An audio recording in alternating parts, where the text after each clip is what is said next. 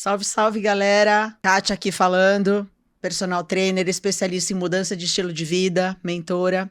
Tô aqui hoje com o Fábio Rossetto, cara incrível, um executivo de alto nível e também atleta de alta performance, que vai se apresentar primeiramente para vocês, falar um pouquinho sobre o currículo dele e hoje, especialmente, a gente vai falar sobre homens 40 a mais novamente e o que faz um executivo conseguir conciliar numa agenda incrível que ele tem, atribulada, também essa agenda de atleta de alta performance. Vamos lá, Fabião? Seja bem-vindo, muito obrigada pela sua presença. Muito obrigado, Kátia. Agradeço imensamente, um privilégio, um prazer enorme estar aqui contigo, compartilhando um pouco de conhecimento e aprendendo, né? Porque sempre quando a gente interage nas perguntas, a gente aprende muita coisa. Agradecer os colegas também que estão participando, então vão poder ver e daí depois interagir também com comentários, com perguntas, e a gente sempre vai se conectando com as pessoas, né?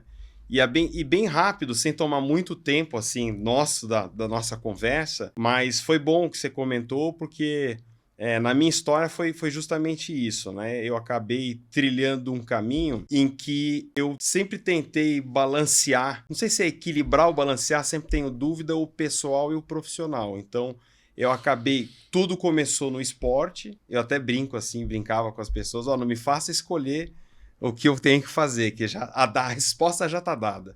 Então, tudo começou no esporte, então ainda muito criança, e aí eu fiz algumas modalidades, mas duas principais, então fiz lutas no começo, da minha infância, adolescência, e depois migrei para o ciclismo, que é o que eu faço até hoje. E na vida executiva, meu sonho era ser consultor, primariamente, para entender as empresas, para entender os problemas das pessoas, e tentar ajudar e contribuir. Na minha visão, no meu planejamento de carreira, eu imaginava que conhecendo setores e problemas diferentes, aquilo me levaria a um cargo executivo. E também tive o privilégio de ser e estar como executivo nas empresas, e contribuindo por meio delas. Então, na minha vida, se eu olhar nas minhas trajetórias, no campo profissional, atuei tanto como consultor e como executivo, que é o que eu faço hoje, e no paralelo, quando tudo começou, também o esporte, e isso faz parte da minha vida. Legal, muito bom, Fábio. Eu acho que a gente não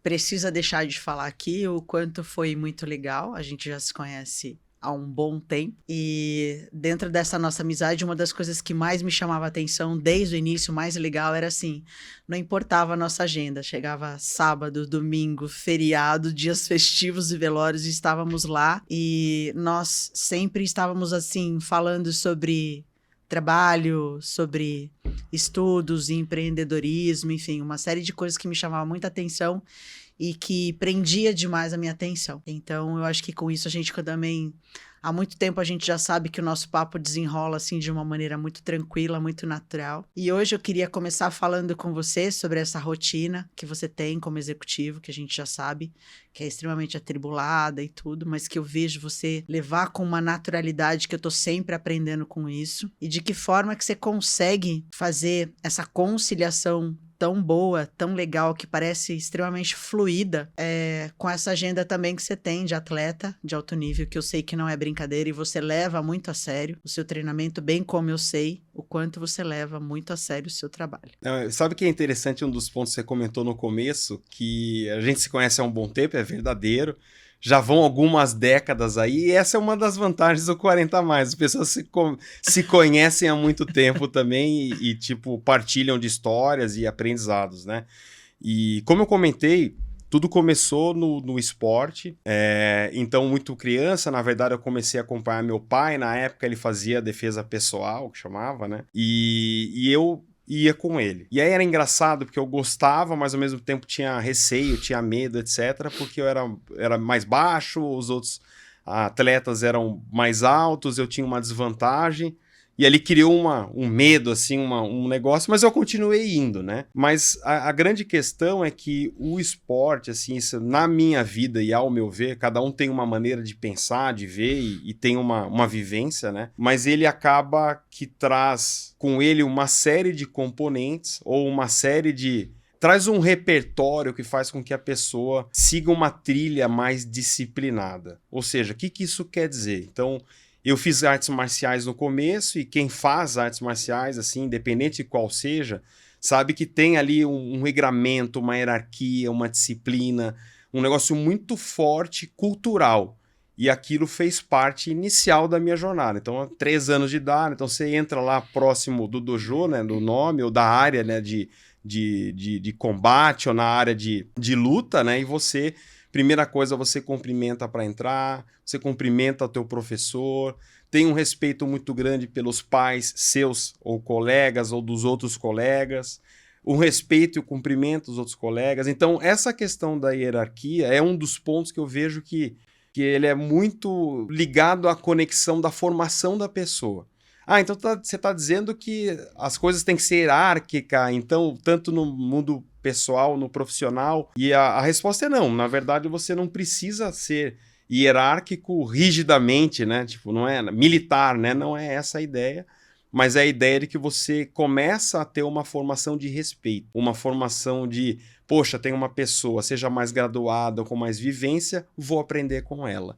Então, acho que o esporte ele tem um desses pontos, acho que é um dos principais. A questão de horários, você ter ali o respeito. A gente lida com relação ao horário muito interessante, né? Porque, na verdade, a gente sempre pensa, tô atrasado, etc. Até aconteceu comigo, eu já atrasei, né? Mas assim, eu já atraso, etc. Mas, na verdade, você está roubando o tempo das outras pessoas e não é você o problema, né? Então, você está tirando o tempo de alguém que está cedendo um tempo para você, de estar com você para fazer qualquer tipo de atividade.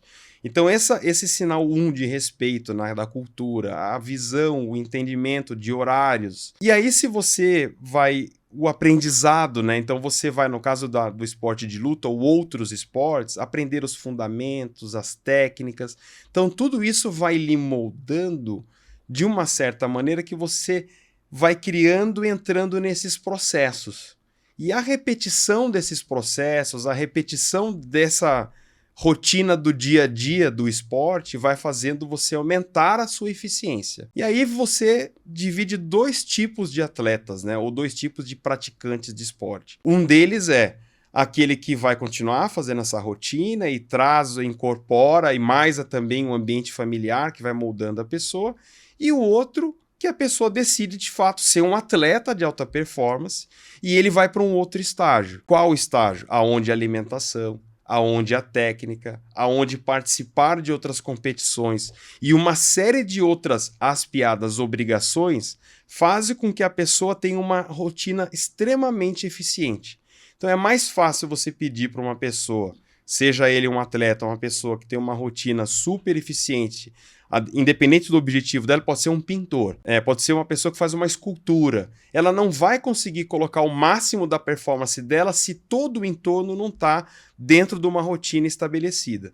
Então eu nasci nesse ambiente e eu acabei escolhendo, minha primeira competição foi aos 10 anos de idade, eu acabei escolhendo ir para um modelo competitivo. E para mim, qual foi a vantagem disso? Foi a vantagem de que o hábito, a rotina, a disciplina foram criando raízes dentro da minha rotina do dia a dia. E eu fui crescendo. E aí chegou um momento assim na minha jornada muito interessante, que na época, né, quando eu estava com meus colegas e etc., tinha aquela coisa, né? Começa uma certa idade, 14, 15, 13, muitos começam a abandonar o esporte porque eu tenho que me dedicar mais à escola, aos afazeres, alguns precisam trabalhar e começam as separações. E ali foi um dilema meu, junto com a minha família, e foi a primeira decisão que eu tomei ainda adolescente poxa, eu não quero me separar disso. Eu quero continuar a levar isso que eu faço hoje por toda a minha vida. Todas as pessoas riam de mim quando eu dizia isso ou não acreditavam. Por que eu digo isso? Porque normalmente a gente acaba focando, ou a gente tem um racional, e eu não estou dizendo que é certo ou errado, mas é um racional meio próprio nosso, de que as decisões são binárias, ou seja, as decisões elas passam por um momento de ou 0 ou 100, ou faço ou não faço. E isso também sempre me incomodou. Então, Do lado do esporte, eu já tive esse desenvolvimento da disciplina, do hábito, da rotina. E nesse primeiro momento na minha vida da adolescência, tomei a dura decisão, não foi contra ninguém, mas ali em casa, né, meus pais, etc., de dizer o seguinte, poxa, preciso de um apoio porque eu quero continuar com isso. E aí eu comecei a pensar em formatos de como continuar. Então, acho que essa foi a primeira decisão que eu tomei e super assertiva.